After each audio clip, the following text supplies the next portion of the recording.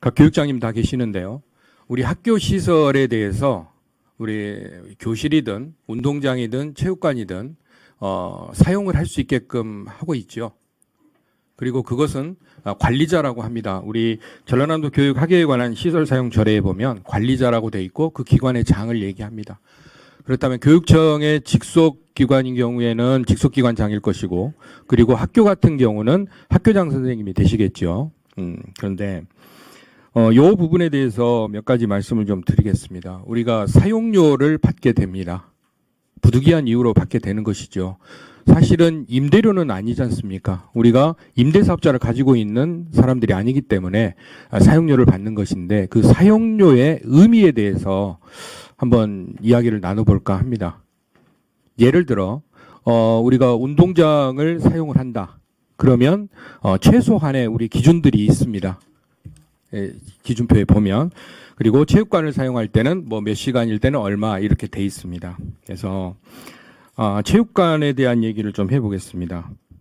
운동장 및 강당 시설이 학교 체육 및 지역 주민들의 생활체육 활용 등으로 사용 시에는 사용료의 5분의 4를 감면한다라고 돼 있습니다.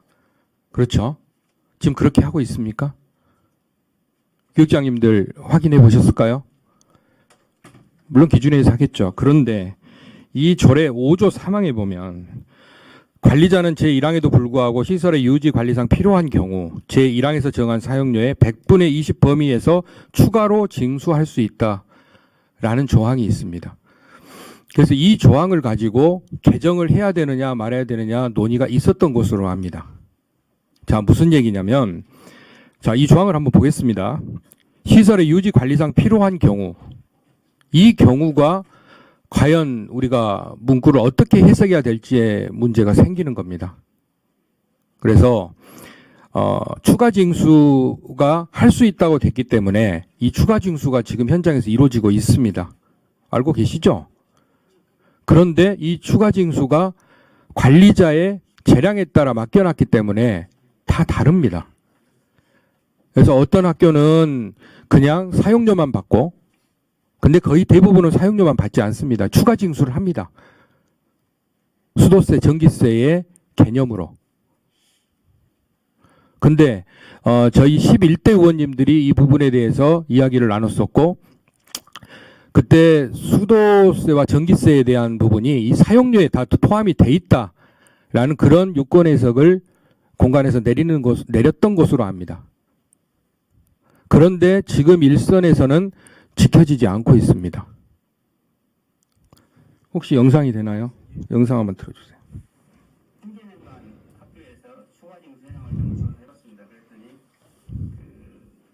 코로나 때문에 많은 학교가 개방 안 해서 3년간 161개가 개방하면서 한 교당 추가 징수를 해서 50만 원 정도 받았습니다. 1년에. 그래서 학교에서는 많은 도움이 않거든요. 추가 징수료가. 그래서 조례를 개정하게 되면 다른 시설물들 관리에 어렵기 때문에 조례는 개정하지 않고 내부 지침으로 해서 공무신화에서 추가 징수하지 않는 방향으로 검토를 해보겠습니다. 예, 다음 공문 보여주세요. 그렇게 해서 저게 2022년 3월 16일 날 이루어졌던 얘기고 3월 31일자로 전결된 공문이 내려가게 됩니다. 저희들이 여기서 나눴던 얘기가 정책으로 시달이 된 것이죠. 그래서 보여주세요. 크게 안 보이나요?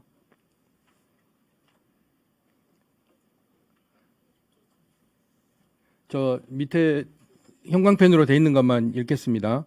운동장 및 강당 체육관 사용 허가 시에는 사용료를 추가 징수 규정 적용을 제외를 권고하니 각급 학교 기관에서 적극 협조해 주시기 바랍니다. 라고 이렇게 공문이 내려갔습니다. 근데 이게 현실적으로 의미가 없더란 말입니다. 어떻게 해야 될까요? 두 가지 아닙니다. 하나는 조례를 개정하는 것이죠. 이 부분에 대해서 근거를 명확하게 하는 것이고, 또 하나는 조례 개정 없이 다른 부분에 문제가 있다고 아까 전직 재정과장님이 말씀하신 것처럼 조례 개정에 문제가 있다면 실제적으로 전라남도 교육청에서 내린 공문이 시행이 될 수 있도록 하는 방안이 있을 겁니다. 둘 중에 어떤 게 더 좋을까요? 부감님.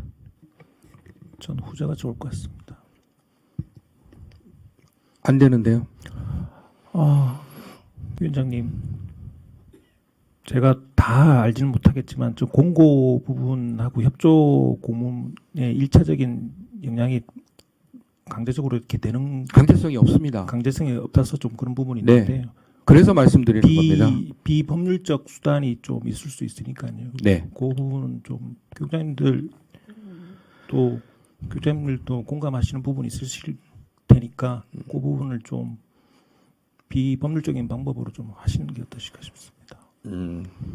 그러면 제가 왜 이 얘기를 꺼냈냐면 저희 전직 의원님들이시죠. 저희 이전의 의원님들이 여기서 나눴던 이야기들이 실제적으로 이어져 가야 된다고 봅니다. 올바른 정책이라고 하면 그것이 바로 행정의 연속성이라고 보고 있는 것이고요. 이건 마치 다시 뒤집으면 우리가 지금 하고 있는 얘기들이 저희들의 임기가 끝나면 또 다시 바뀌어서 진행되지 않을 수도 있다는 걱정에서도 나올 수 있습니다. 그래서 아마 저분들이 우리 아이들이 쓰고 있는 공간이기 때문에 허투루 쓰진 않을 겁니다.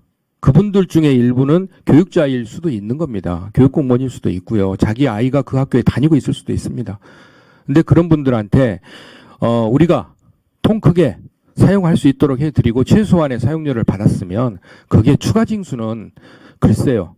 아까 말씀하신 대로 크게 학교에 도움이 되지도 않는다는데 차라리 통 크게 그냥 추가 징수하지 않겠다 하면 아마 그분들이 학교에 장학금이라도 주시지 않을까요?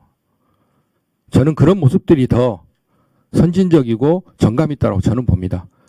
그렇기 때문에 이 부분에 대해서는 조례에 대해서는 뭐 더 이상 얘기하지 않겠습니다. 다만 우리가 내부적으로 정한 지침이 일선 학교에서 제대로 시행될 수 있도록 해주십시오.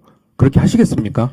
네, 위원장님, 조례는 당연한 그 외에 조례 제정 권한은 당연한 권능이라고 봅니다. 그걸 마지막으로 두고요. 저희들이 최선을 적극적으로 그 부분이 협조되도록 하겠습니다. 네, 알겠습니다. 뭐 이 방송을 저희 도민들도 봅니다. 행정분 하는 분들도 보지만 그래서 혹시라도 체육관 사용하시는 분들이 보실 수도 있기 때문에 이 말까지 덧붙이고 끝마치도록 하겠습니다. 제가 좀 전에 말씀드린 대로 우리 아이들의 소중한 공간이 그 역할입니다. 사실은. 하지만 우리가 생활체육을 위해서 같이 사용하는 것이기 때문에 그만큼 더 애정과 관심을 갖고 사용해 주실 것으로 그렇게 믿고 이 부분은 우리 부교육감님의 책임 있는 답변으로 그렇게 가름하도록 하겠습니다. 알겠습니다. 또